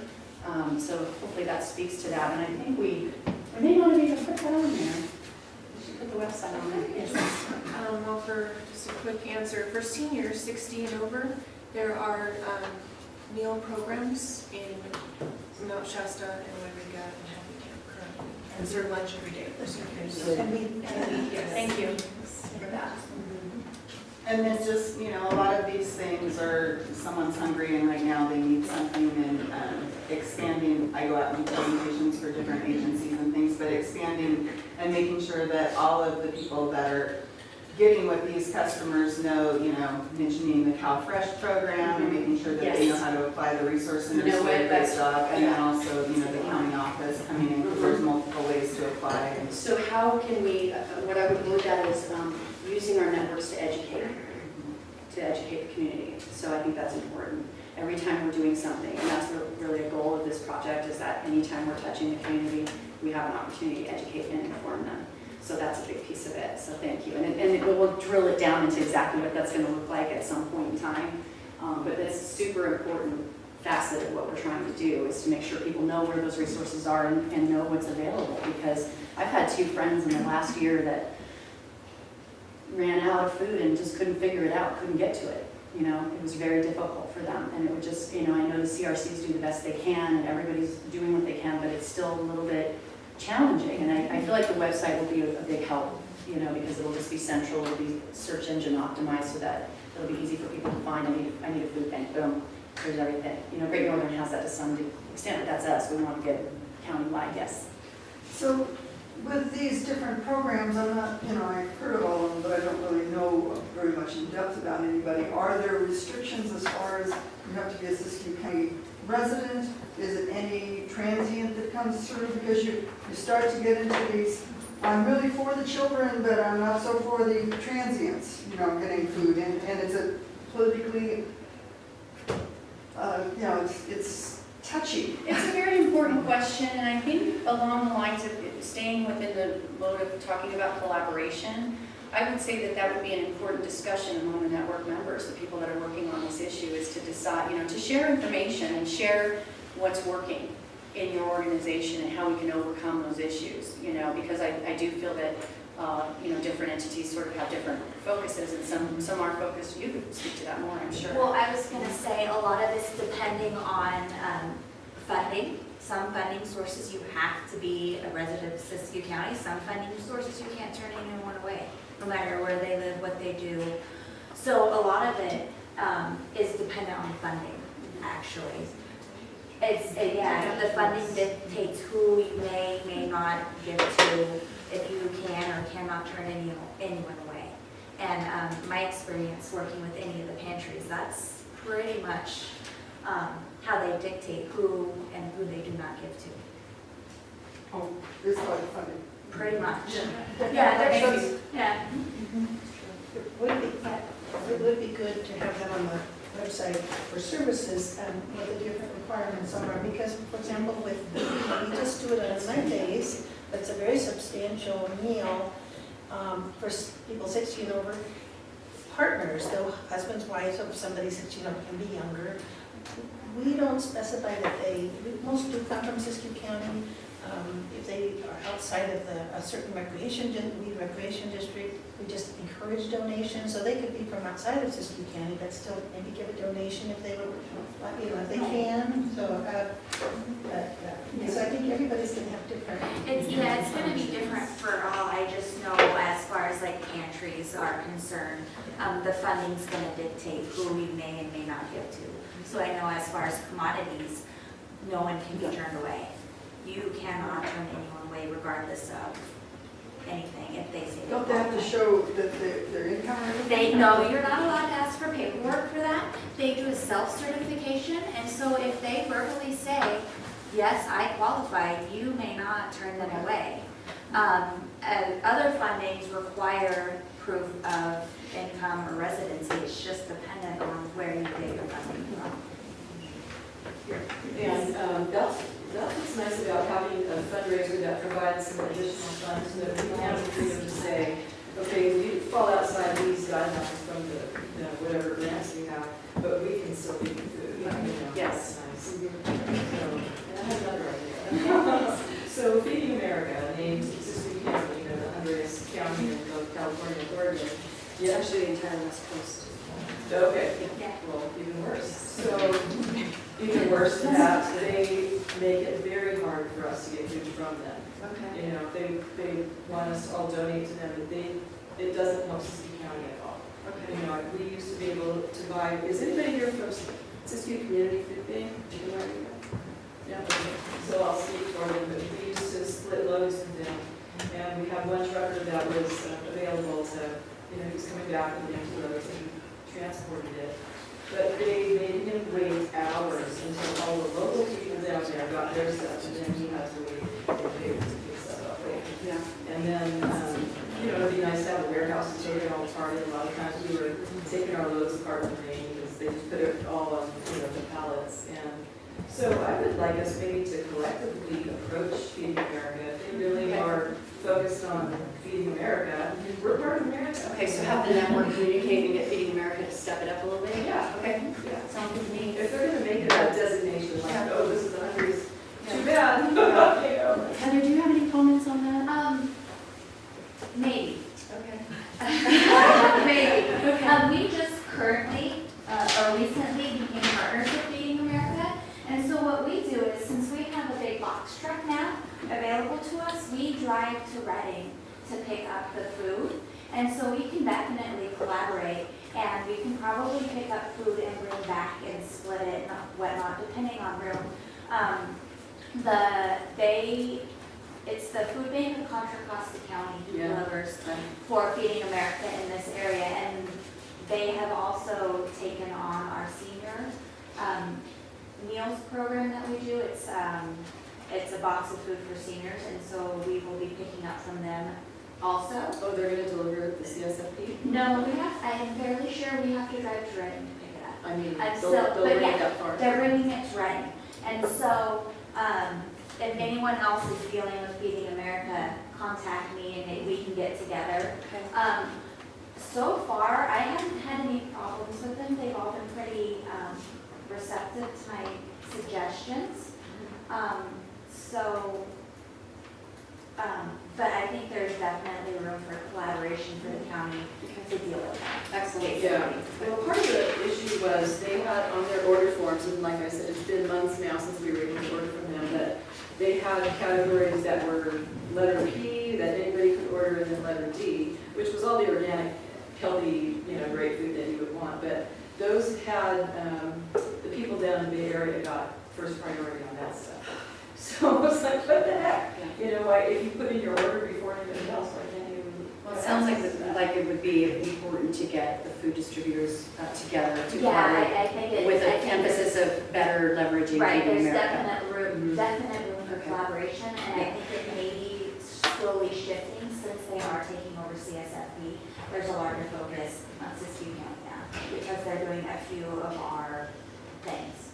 Great, good. Thank you. No problem. Anyone else? Yes.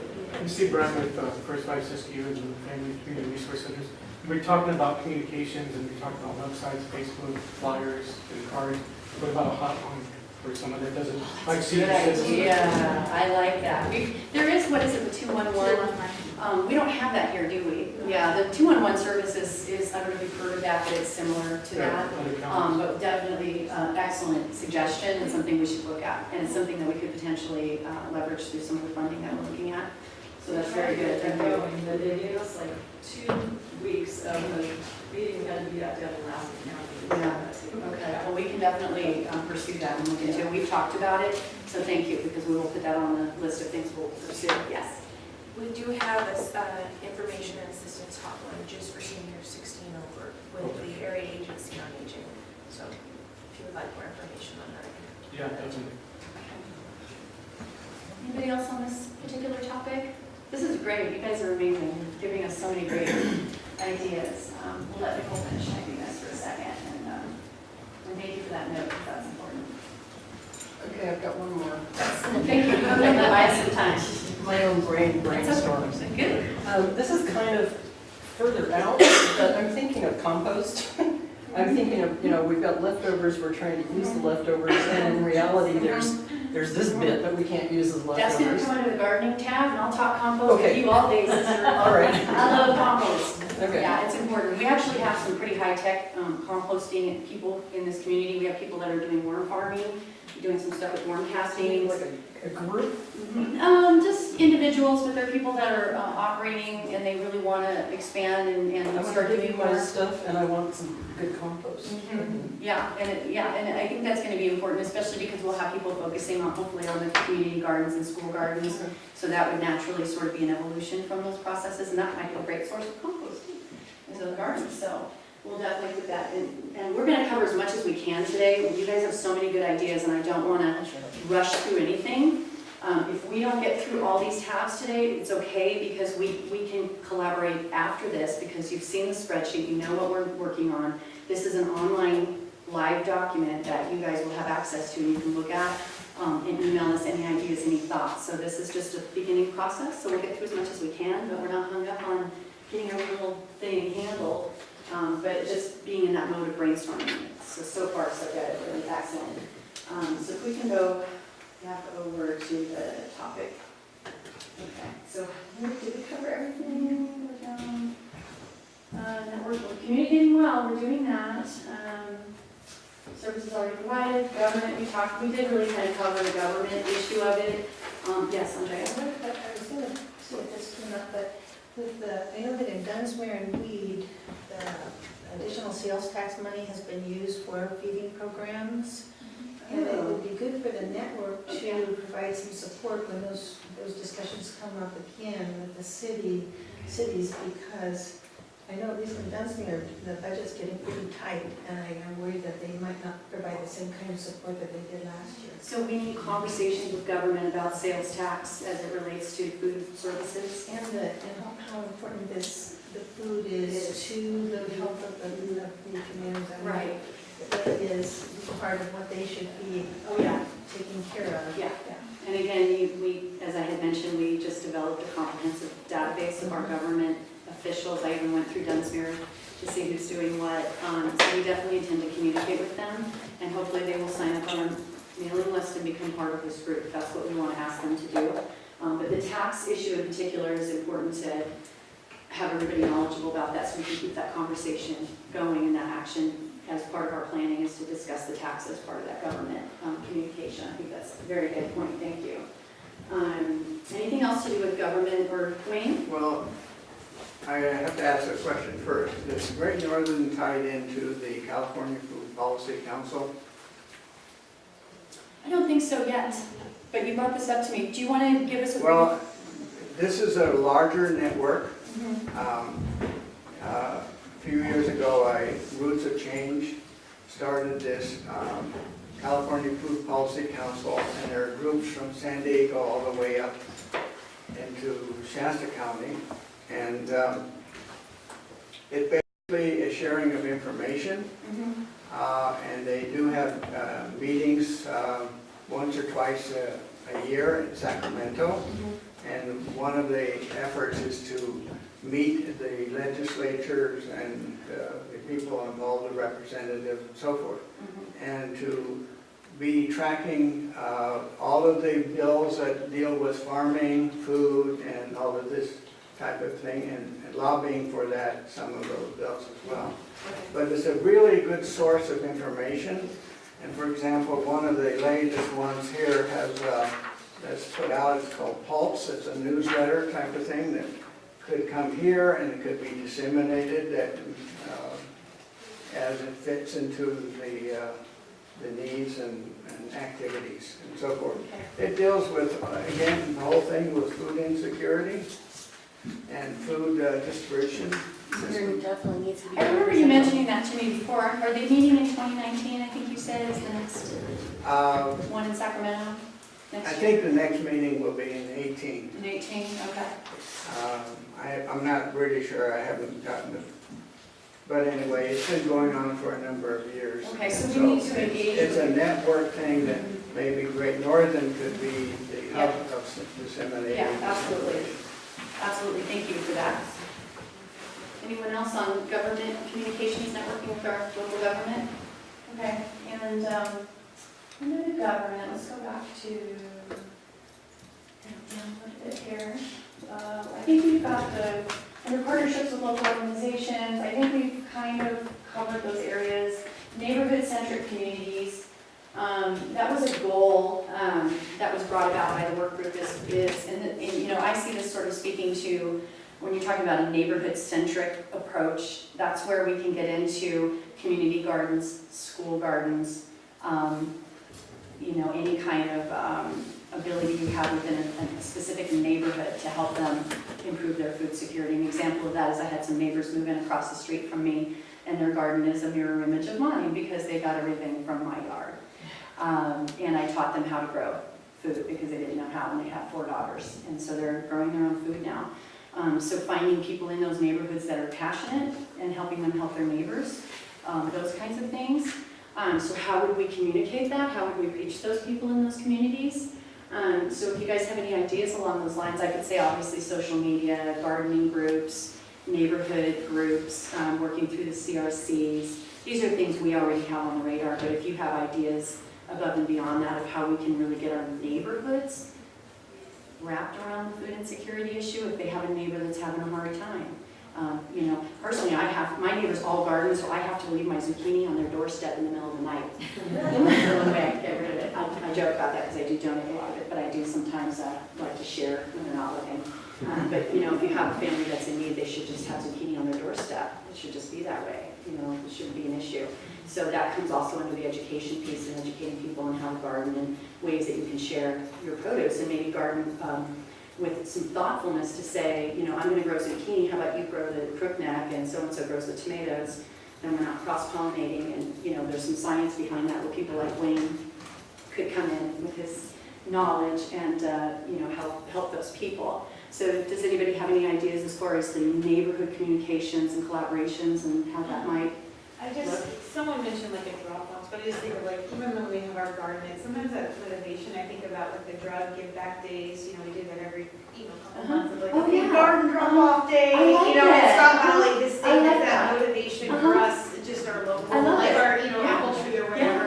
Sometimes almost it's that motivation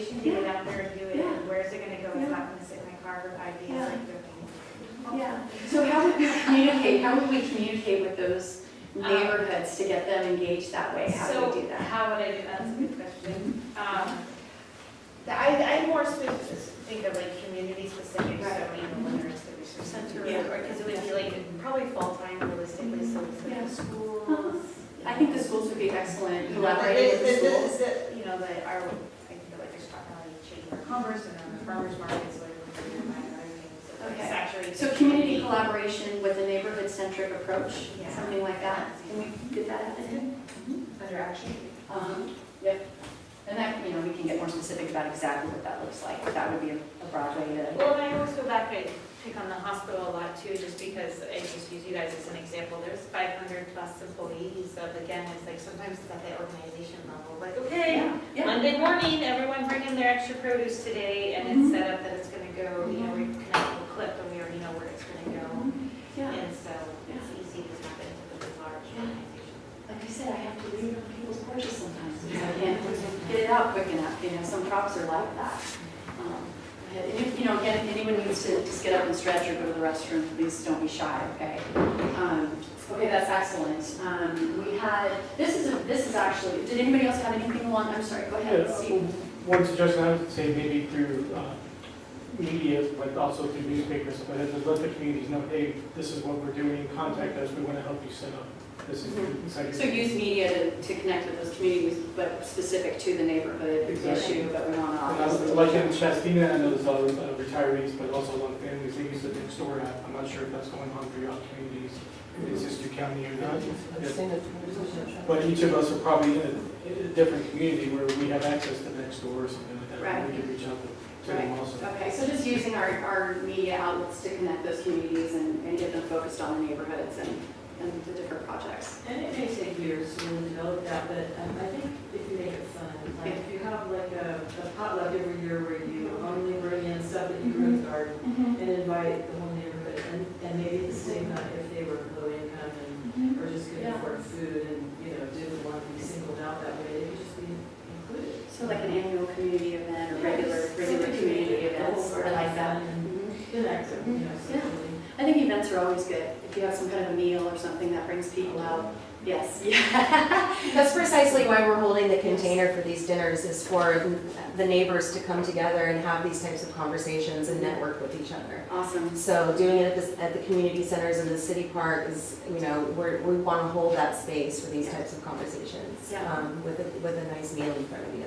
What's nice too is you're a conduit for education as well. Yeah. We can offer, the opportunity for education as far as having brochures at your events and things like that. That's right, Those bringing community awareness. events. Yeah, those cards, yes. People are all close to Dunsmere, we're having our global Thanksgiving this Sunday.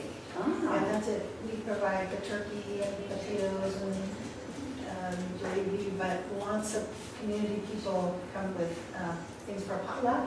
And they come from everywhere, just out of the hills, and it's amazing. Yeah, that's awesome. That's great. Yeah, that's along those lines. That's wonderful. So community events are always a good way. Yes, Frank? Couple of things along with gardening. There are programs that have been fairly successful in tying in with excess produce, is that we plant a row, extra row. We plant one extra row, and that goes to food banks or distribution centers and all that. So that can be done with just community gardens and home gardens and so forth. Second, things that have worked out in the past in other places is that school gardens are a good teaching for not only the kids, but also for the parents. So there could be 2 or 3 workshops held at school gardens for encouraging people to plant their own gardens, and that can be with seeds, seed banks, and all of that connected. But through the school as a place where parents come. Anyway. Well, I would say under networking to some degree, because I think it could be seen as a way to bring people together. So maybe we could word that as networking through the schools for education purposes. As far as we're still on the communication tab, we're going to get to your gardening tab hopefully today, Wayne. Yeah. But we're still talking about collaboration. So how would we collaborate to make those things happen? So let's say collaborating with the schools to offer educational opportunities regarding gardening, personal gardening, and also, I mean, we're talking nutrition ed and anything else which we do. But definitely, sharing your own food, there's nothing like it. My kids are trained to go outside and get kale and get tomatoes if they want it. I grow tomatoes along the walk up to the front of my house, and my son just picks them on the way in after school. Make it easy to get his snacks, and we have strawberries on the ground. So that's really stuff that we could be working with our kids to help, them understand how easy it is to garden. It doesn't have to be this big plot in your backyard. It could be a little tomato plant in your front yard, or in a pot on your deck, or even on your apartment balcony. It doesn't have to be. Yes. Speaking of networking at schools, I stand out in front of my school, Mount Shasta Elementary, every day, and there's so many parents just standing around at pickup. And there are people that want to come and sit at the table or something and just be there, through various times in the year or whatever, to pass on information. So communicating with parents that are waiting at pickup? Yeah. Okay. They come pick up their kids, they walk by the sidewalk, oh, here's a table with information, they grab that pamphlet. Okay. So I was going to dovetail on something that Michelle just did, and within our organization, they had a couple of healthy living days where they provided education for staff, and they had healthy snacks and the big 5-pound block of lard or fat that's on your body. Our new tool. That sounds great. Drink. But I was thinking even just in our individual communities, if someone sponsors healthy living days where you walk off Main Street and you invite all the vendors and people to come in, and it's just healthy living. So it could be whether it's healthcare or it's healthy eating or community gardens or just something where if there's something going on the Main Street, sometimes people walk down just to know where, ooh, I want to try that healthy snack. Yeah, that's great. I think that might be something to in the community. It's fantastic, and it's a way to deliver education, but also to network and collaborate, so it does fall under this. While Nicole's typing that out, I want to speak to a program that was put together by the state of California, and also, it's very hard to pronounce this, but it was California Accountable Communities for Health Initiative. And there are 15 counties in California that identified a single health problem that they found to be the most pressing in their community, and everyone in the community, every entity that possibly could become involved, wrapped themselves around that one issue, that one health issue. It seems from conversations with listening to what you're saying, what Fairchild has found in their community health surveys, what Dignity Health is expressing to us, that food insecurity is really our biggest health issue. And so we actually approached the CACHI to see if we could become a partner community and launch something like that and get the community engaged all the way around it. It was a pilot program. It's on hold right now. They're just making sure that their communities are successful. They have us on the list, and if they're going to open up again, they will let us know. However, they have a wonderful website, and I'll share it with you, that has toolkits, it has stories, it has all these methodologies that we can use to do the same thing. And we have potential funding to make that happen, and it really interweaves quite closely with the initiatives that we're working with the USDA as a community food project. And we're talking about food insecurity, but it really has everything to do with health. Everything to do with health. I mean, we know that. We need to have good nutrition to be healthy. So when we can wrap ourselves around our nutrition, then we are addressing that. So to speak to that, that's on a larger scale, but we're bringing it down to the community level of saying we're gonna take that concept to our neighborhood or our specific community, but as a county, we can also commit to that and commit to those smaller groups, making that happen and collaborating around that single health issue. So it's exciting, and hopefully we'll be able to, I'm hoping they'll call us, see what happens. Yeah, excellent. So help with the days. Anyone else on that? Yes. So maybe someone here represents the group of society in the county in terms of, we talked about community distribution and neighbors bringing the produce into a local site, but a lot of elders especially, maybe that's where they're going every Sunday, but they don't go anywhere else, and that might be a really good place. So collaborating as a pickup place where people are going anyway every week at a certain time, they know it's going to be there. Okay, but the so identifying existing gathering places where people have already gathered. I think that's excellent suggestion and important. I think we have that a little bit. We've developed some of that, but that will need to be expanded, and that's a really good point. Well, I was just wondering, I think this meeting is really to show an example of what can be done somewhere.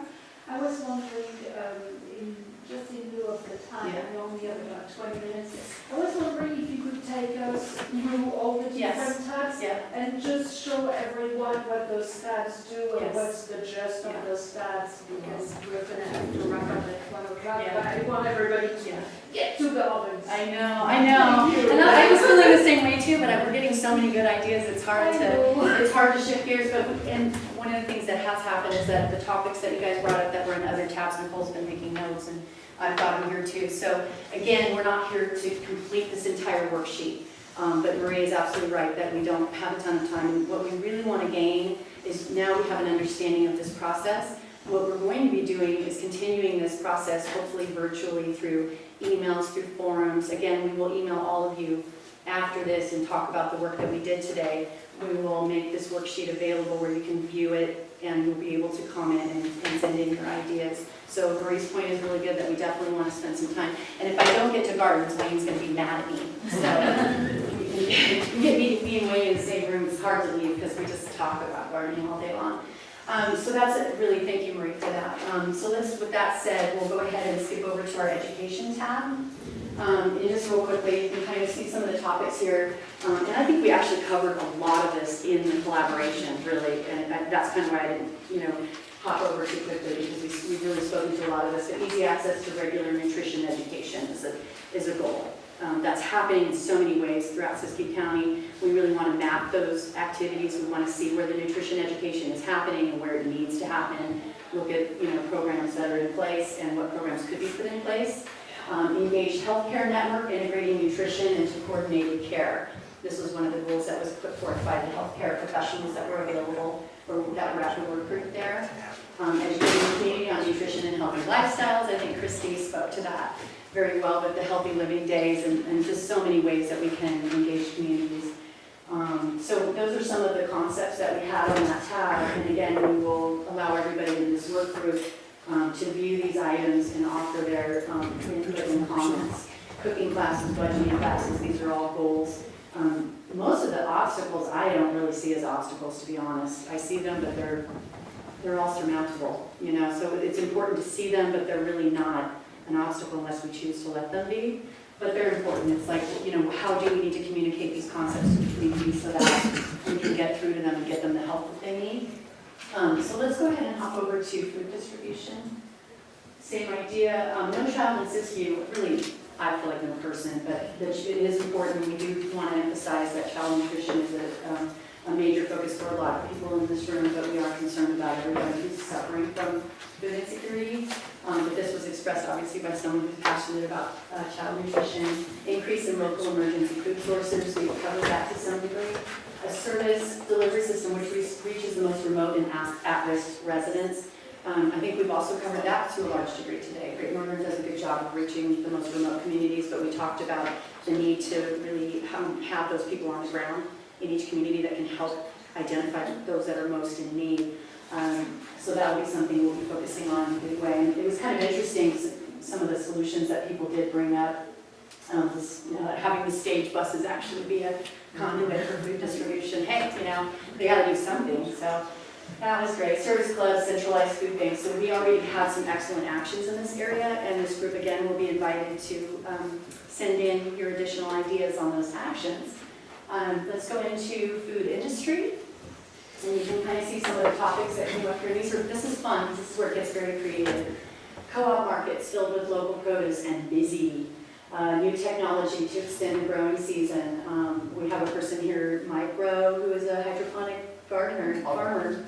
And so that's a technology that really eliminates the short growing season as an obstacle to growing more food. So we're hoping to connect with Mike to hopefully stock some of our projects here and other up-and-coming farmers. So we want to support that and also solve this issue. Siskiyou is a hub for agricultural research and innovation. That was mine. I love technology, and I think we have all this land here, and we have some smart people and motivated people. We have young farmers who want to use new technology. There's a lot out there available. I think there should be a work group that looks at technology, that looks at how we can help our farmers grow more local food. We export almost all of our crops here are hay and alfalfa. The majority of what we grow here in Siskiyou County is not edible by people. We need to change that and have more of our own food. We're not having to import it from everywhere else, and it's not really that great. We can grow some good organic food here, you know, if we have the resources. So some of the obstacles were interesting. This one I found interesting, mistrust of farmers markets or homegrown food. That was an interesting obstacle, you know, and I thought, I never had that problem. I don't eat anything, but I think I could see that being an issue, especially someone that comes from a city and they're used to everything being stamped with that USDA stamp.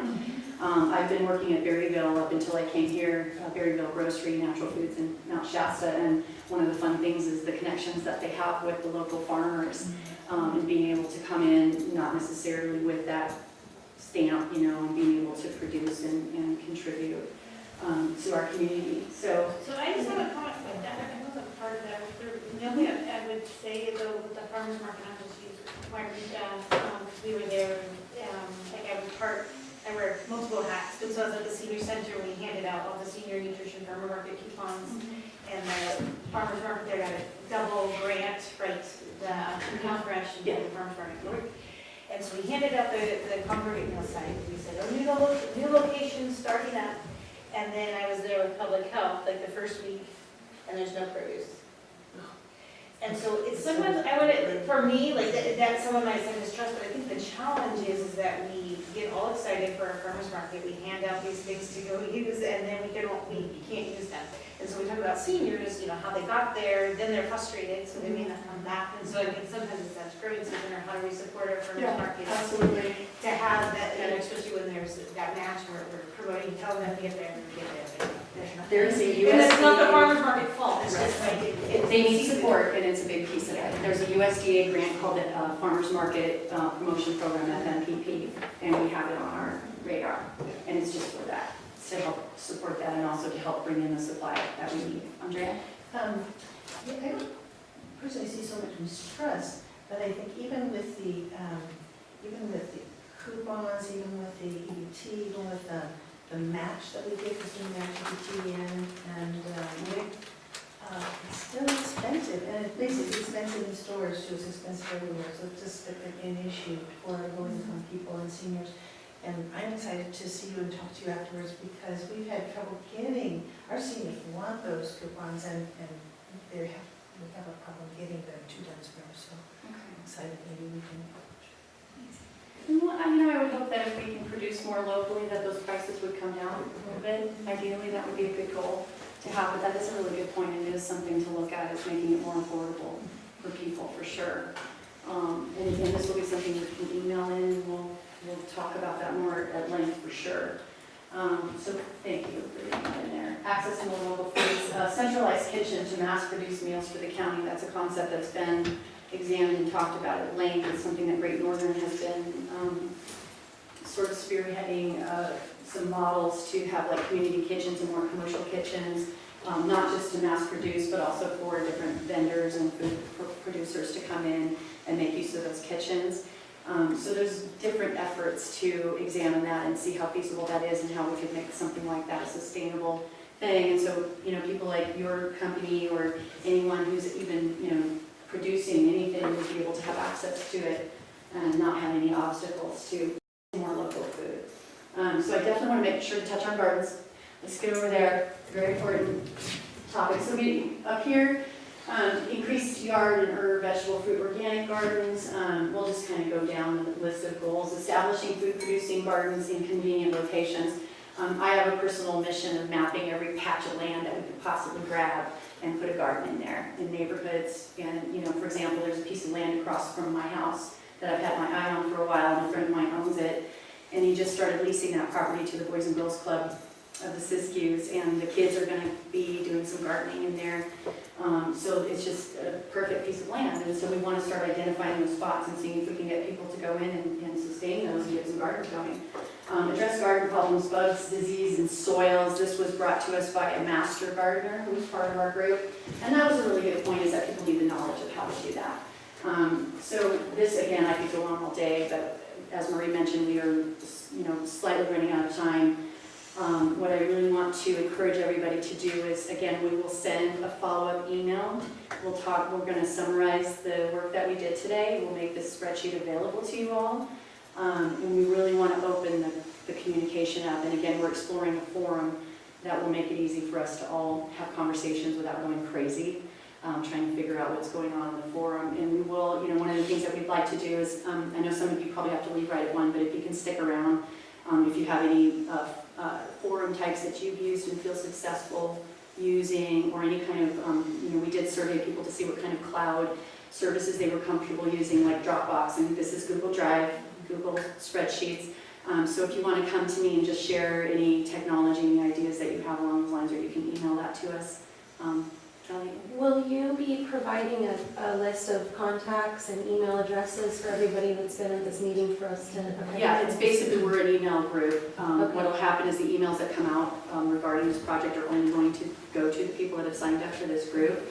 And then essentially the forum would allow us to have that, but we can also provide those direct emails so that you can communicate. And obviously you want to know who's doing what, so you know who's in the group that, hey, I need help with some nutrition education, I want to get in touch with this person. So we're actually logging everybody in on kind of what their services are and what they offer. That's part of the assets mapping that we're doing. So you guys would have access to that database. It's a public, something we want to make available. Where are these services? Where is this happening? But yes, the contacts would be available to anybody to be able to collaborate and get some work done. So I think that's my part. And Marie's going to come on up and take it from here. Yes, before you all go, I just want to make sure that you go and we actually have reached all those goals we had in our real site. And I actually, so for those who were at the Food for Thought meeting, do you think this is like a step 2? Do you think this is a motion forward, or does it feel that way or not? Yeah, okay. So that is already good. As far as information that you receive, are you able to really see how this is going to work? I mean, we could have done that meeting for 5 hours, but as you can tell, it's really, really intense. And I don't think any one of us would have survived. So the idea is to actually, you can now go back home, think about it, and still have a venue and a way to communicate with us. And it will continue, because I think sometimes it gets a little too brainy and too much. So we need that break. So do you feel that you have been informed and updated? Yeah, very good. Identifying the needs. This is the one, I'm still not happy with it, but I want to know if you're not happy with it either. So we can continue identifying the needs. I think we just breach only the surface. I mean, we've added some section, but I think we're just still scratching the surface. And is there anything that pops in your head just at this second of a need that we have not even talked about? Not yet. See, it's too much. We're on the below.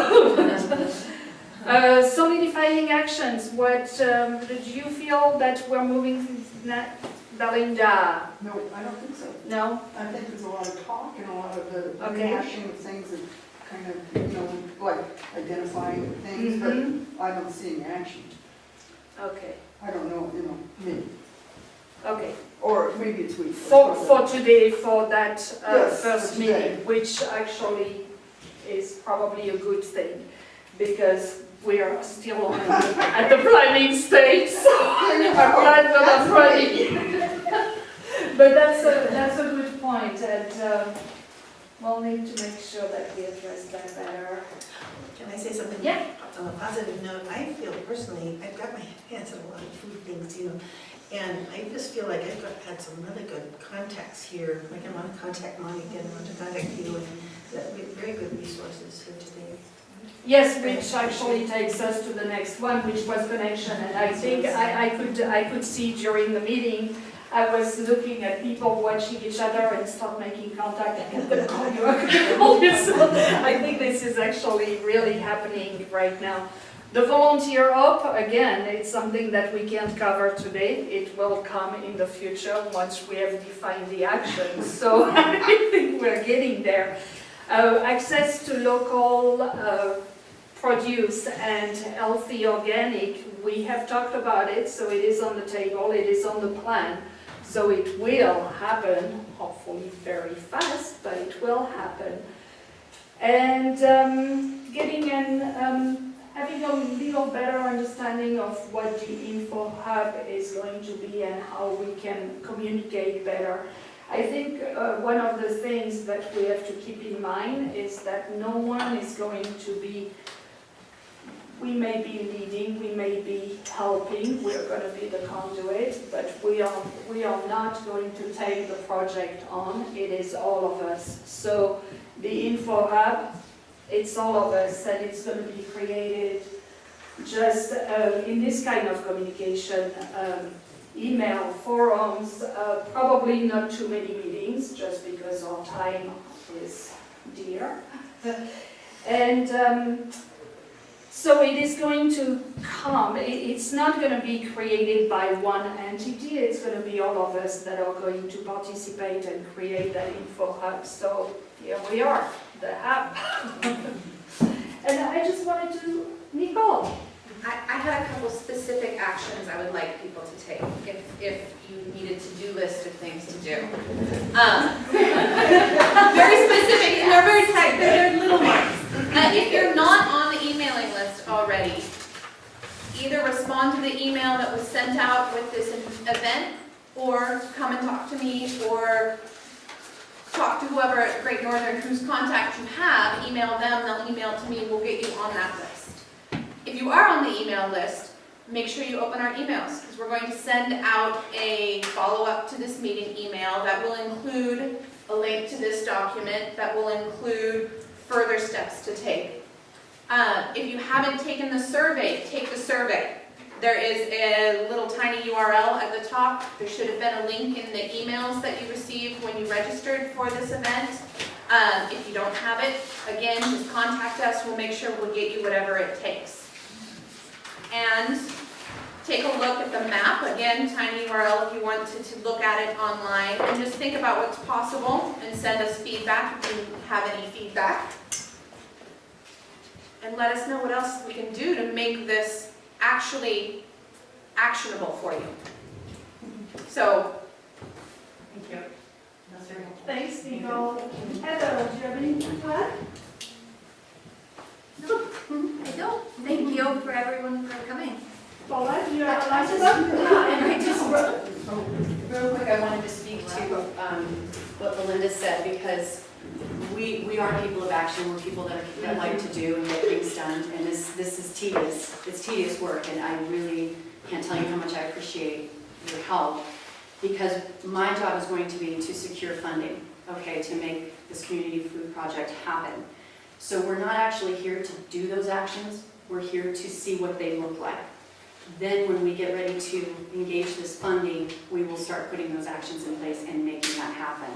So this is a think tank, this is brainstorming, this is gathering ideas of actions we can be taking. It's not that we have to start doing this today.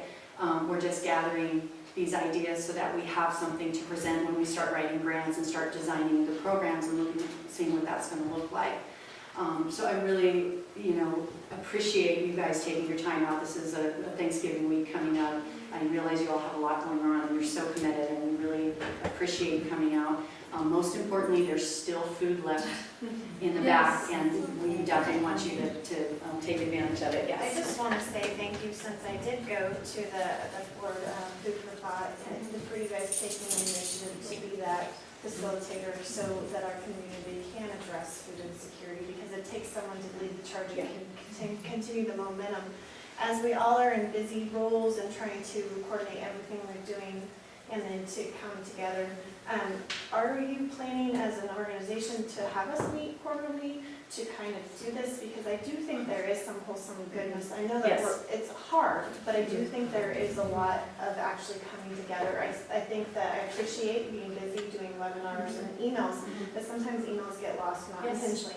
So I just wanted to know if that was in your thought process of continuing on It is. Revision to us. And I like the wholesome goodness description, because it is wholesome goodness what we have. And absolutely, we have talked about that, and we deliberated over how often and frequency, and I think this group should decide that, you know. I think quarterly is very reasonable, and we've definitely talked about that. One of the biggest focuses we have is making it accessible so that people can't physically come. We really want to make video conferencing, phone conferencing, Skype, whatever works for people available, so that they don't, you know, if they can't get here, they can still participate. But I do agree with you that being in the same room is important, and I think a quarterly, I mean, would everybody in this room agree to meeting quarterly? Would you all feel like that would be reasonable for you to do? Okay, so everyone says yes to that, so we'll say yes to that. I think that sounds excellent, yes. To add to that, I'd be happy with every month. I'd be happy with a particular, you know, first whatever. I mean, that's just me, because once I've got it in my brain and I know I can plan around that. But also, would it be useful for us to break out into tabs?